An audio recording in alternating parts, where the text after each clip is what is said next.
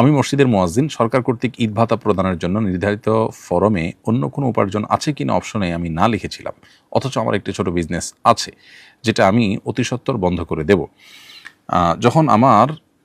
এখন আমার কি সরকারি ভাতা নেওয়া হালাল হয়েছে?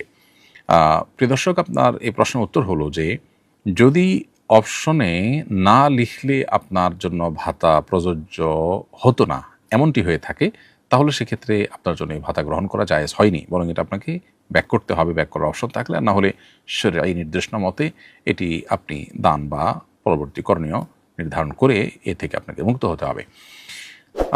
যখন কোনো উপহার উপঢৌকনের জন্য শর্ত দেওয়া হয় যে এই ক্যাটাগরির মানুষকে দেওয়া হবে, তখন আপনি সেই ক্যাটাগরির মানুষ না হয়েও সেটা গ্রহণ করেছেন, সেদিক থেকে এটা গ্রহণ করার জন্য জায়েজ হবে না, এটা আপনাকে ব্যাক করতে হবে। আর যদি ব্যাপারটা এরকম না যে এই হ্যাঁ নার উপরে আপনার ভাতা নির্ধারণ হতো, বরং আপনি না লিখলেও হ্যাঁ লিখলেও আপনি ভাতা পেতেন, এরকম যদি হয়, তাহলে সেক্ষেত্রে ভাতা গ্রহণ করা আপনার জন্য জায়েজ হবে। কিন্তু আপনি মিথ্যা যে লিখেছেন সেজন্য অবশ্যই গুনাহ হয়েছে, এবং এর জন্য আল্লাহ রাব্বুল আলামিনের কাছে তবে নাসুহা করতে হবে। পার্থিব সামান্য একটু সুবিধা পাওয়ার জন্য একজন ইমানদার মিথ্যা বলতে পারেন না। আল্লাহর ভয় তার অন্তরে পরিপূর্ণভাবে সদা জাগরুক রাখতে হবে এবং রাখা উচিত আমাদের। আমি